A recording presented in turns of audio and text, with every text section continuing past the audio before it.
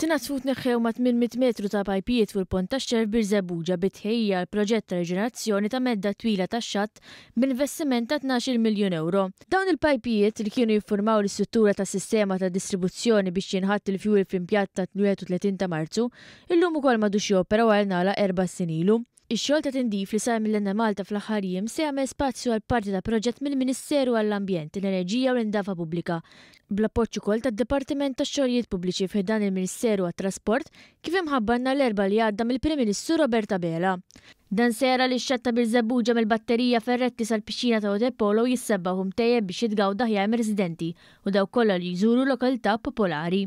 Il-fażi ta' tindif fuq il-pont li se jkun mibdul f'parti kruċjali tal-proġett kienet waħda estensiva. Wara sar risk assessment ta' tneħħija tal-pajpijiet tal-ħadid li għal sintwal intużaw biex jagħtu l-petrol lil pajjiż, dawn tnatfu kompletament u żarmaw biċċa minn mal-istruttura tal-pont twil 180 metru.